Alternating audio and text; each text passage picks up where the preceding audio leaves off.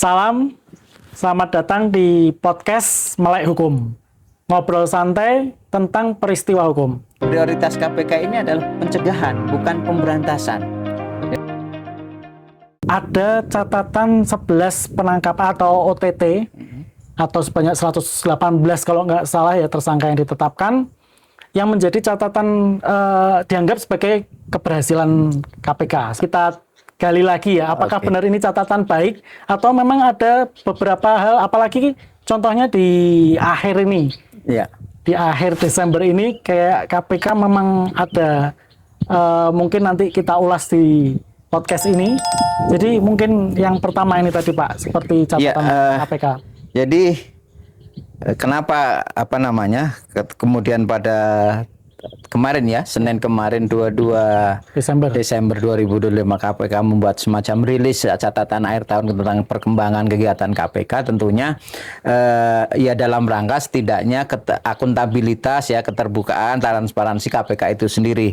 Nah, pada kesempatan kali ini tentunya kita tidak dalam rangka memberikan sentimen kepada KPK, tetapi bagaimana kemudian kita berargumentasi begitu ya terhadap kinerja KPK yang selama ini sudah berlaku begitu, sehingga kemudian ke depan setidaknya kita bisa sebagai warga negara begitu bisa memberikan argumentasi apa sih sungguhnya pekerjaan-pekerjaan yang seharusnya dilakukan oleh KPK dengan segala kewenangannya yang ada di dalam Undang-Undang Pemberantasan Tindak Pidana Korupsi itu sendiri. Itu yang pertama. Kemudian kalau melihat dari catatan yang kemarin begitu, catatan akhir tahun dari teman-teman KPK, setidaknya ya memang 11 kali OTT begitu, operasi tangkap tangan, dan kemudian yang menjadi catatan kita bersama adalah ketika kemudian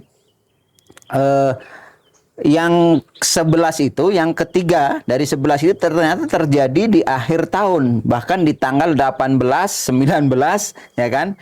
Desember begitu. Nah, pertanyaannya kemudian terlepas dari terlepas dari kinerja teman-teman di KPK sendiri, apakah pertanyaannya kemudian apakah kerja-kerja OTT ini ada dalam rangka kejar target serapan anggaran begitu, karena ternyata di dalam rilis kemarin juga disebutkan serapan anggaran KPK itu sudah sampai 95 lebih lah, artinya 98 atau 96,8 serapan anggaran, artinya dalam kuartal terakhir di tahun 2025 ini KPK dalam hal penyerapan anggaran yang diberikan oleh negara untuk pekerjaan-pekerjaan sudah maksimal begitu kan, artinya dalam sisi anggaran ini nanti ke depannya tidak akan mungkin dikurangi lagi oleh negara begitu kan. Itu yang pertama. Kemudian yang kedua, kaitannya dengan OTT ini, ternyata kemudian kita juga ada hal yang menarik begitu. Yang terakhir, ketiga OTT terakhir itu kaitannya dengan yang terjadi di di Tangerang, di Banten, yang melibatkan oknum Kejaksaan Tinggi atau Kejaksaan Negeri Tangerang begitu, kaitannya dengan upaya-upaya penyuapan atau gratifikasi atau pemerasan TKA gitu kan, tenaga kerja asing. Nah, kemudian ternyata di situ ketika tanggal 17-18 itu kan malam hari kejadiannya, kalau di dalam berita-berita di media disebutkan di situ. Kemudian setelah terjadi operasi OTT itu, kemudian karena ternyata di situ ada APH, dalam hal ini kejaksaan ya, aparat kejaksaan, kemudian malam harinya langsung berkoordinasi dengan Kejaksaan Agung, dan ternyata kemudian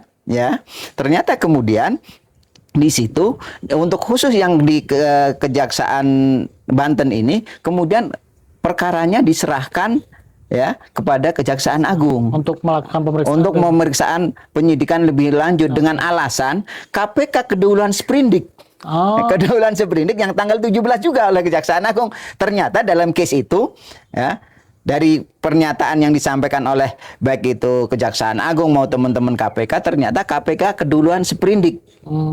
Jadi tanggal 17 Desember Kejaksaan Agung sudah membuat sprindik kaitannya dengan kasus yang di OTT KPK pada tanggal 17 yang sama. Tanggal yang sama? Di tanggal yang sama. Oke. Itu persoalan yang lain itu. Kalau tadi Pak yang dikatakan kan ini melibatkan tidak hanya di Tangerang Banten ya, ada beberapa itu di mana aja? Ya, yang pertama adalah Tangerang Banten itu di apakah Kejati atau Kejari begitu, artinya oknum kejaksaan begitu. Kemudian yang kedua di Bekasi. Di Bekasi itu melibatkan Bupati Bekasi, Kabupaten Bekasi, dan orang tuanya yang terlibat juga di OTT juga. Kemudian yang ketiga di Kabupaten Hulu Sungai Utara, Kalimantan Selatan. Oke. Nah, ini menarik lagi yang di Kalimantan Selatan itu berbeda karena di situ ternyata melibatkan APH juga dalam hal ini Kepala Kejaksaan Kepala Kejaksaan Hulu Sungai Utara. Dan beberapa kasih di daerah tersebut begitu. Artinya KJRI kena, kemudian kasih kalau nggak salah kasih Datun atau kasih intelijennya masuk di situ sebagai tersangka. Bahkan sempat sempat buron juga. Dan terakhir oleh Kejaksaan Agung yang buron ini sudah diserahkan kepada KPK. Nah, berbeda dengan yang di Tangerang atau yang di Banten ini, kalau yang di Tangerang ini langsung diserahkan kepada Kejaksaan Agung untuk menindaklanjuti proses ini, ya kan?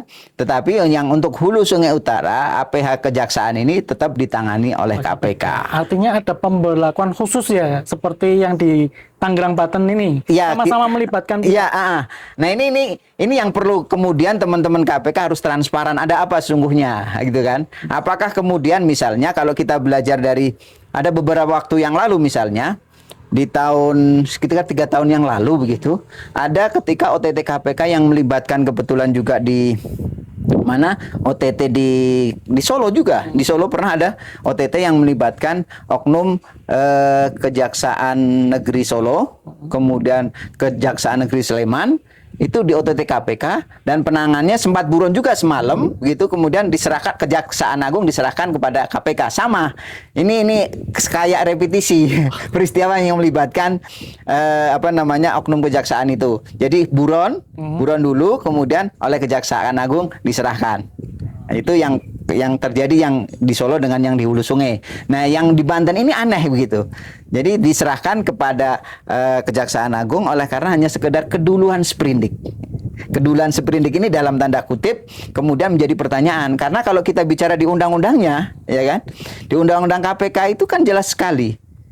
KPK berwenang melakukan proses penindakan berkaitan dengan misalnya kejadian tindak pidana korupsi yang melibatkan aparat penegak hukum, kemudian nilainya nilainya lebih dari 1 miliar rupiah. Nah, ketika dua hal ini tidak terpenuhi, maka tetap harus tetap ditangani oleh KPK. Jadi ini sifatnya kan alternatif gitu. Ketika satu terpenuhi, maka tidak dengan sendirinya kan ya harus tetap menjadi kewenangan KPK begitu. Meskipun itu mau ada sprindik dan lain sebagainya, itu tetap punya kewenangan. Kan? Iya, punya kewenangan. Nanti sesungguhnya kalau memang kemudian kalau tidak terpenuhi dua ini, baru memang bisa disampaikan kepada kejaksaan atau instansi lainnya yang menanganinya. Jadi itu saja di undang-undangnya. Bahkan kemudian di dalam undang-undang yang terbaru, Undang-Undang KPK nomor 19 tahun 2001 tadi, ya kan? Undang-undang yang terbaru KPK itu disebutkan ketika terjadi hal semacam ini memang kemudian harus dilimpahkan kepada instansi yang sebelumnya atau instansi yang berwenang selama dua hal tadi. Dua hal tadi, ya kan? Artinya ini kan alternatif ya. Salah satu pun kalau iya, juga punya itu yang jadi pertanyaan yang kemudian perlu transparansi, bahwa kemudian yang disampaikan misalnya oleh teman-teman KPK tidak ada istilahnya apa-apa berkaitan dengan penyampaian atau pelimpahan perkara kejaksaan, itu persoalan yang lain. Justru dengan dia mengatakannya teman-teman KPK tidak ada apa-apa, kemudian teman-teman kejaksaan akan menyampaikan juga akan melakukan proses due of law terhadap proses mereka ini, menjadi pertanyaan juga sebenarnya. Seperti tadi malam ya kalau nggak salah tanggal berapa ini, 23 ini. Iya.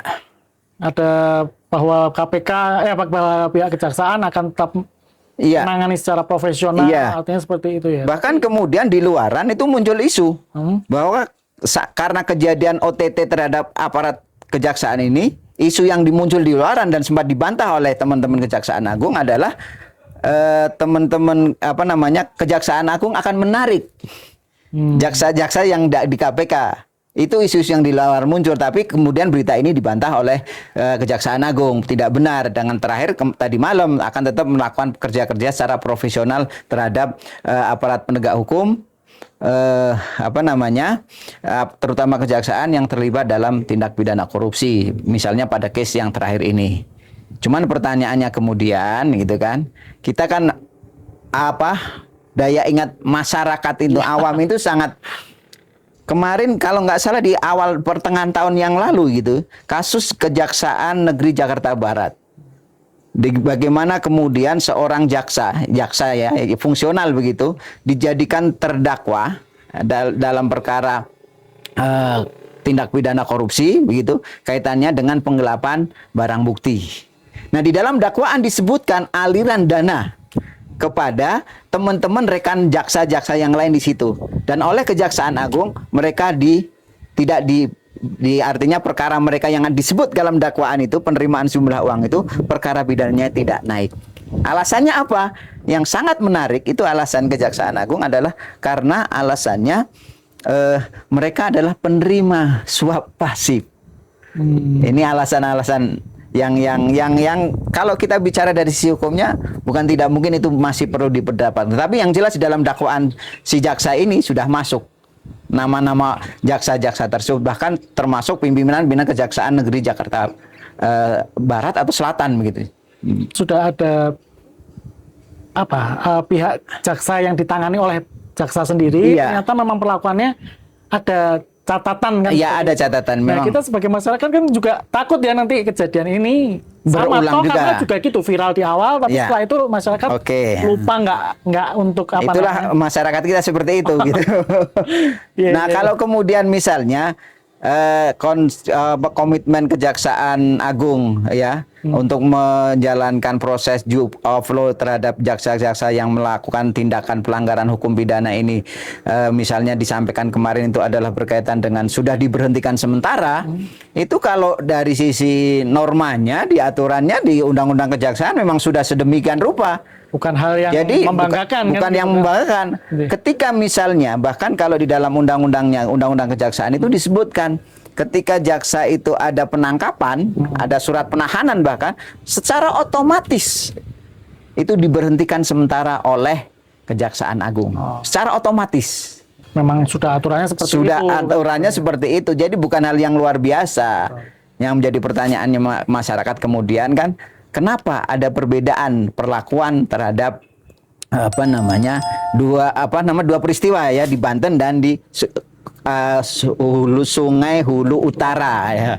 Itu perlakuan terhadap APH-nya satu tetap ditangani oleh KPK, kemudian yang satunya diserahkan kepada Jaksa Agung. Apakah pertanyaan yang berikutnya, apakah diantaranya ada kaitannya dengan komitmen etat dekop masing-masing itu persoalan yang lain.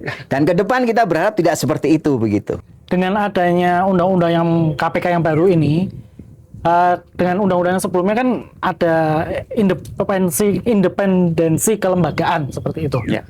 Nah, kalau sekarang kan berubah ya jadi ASN.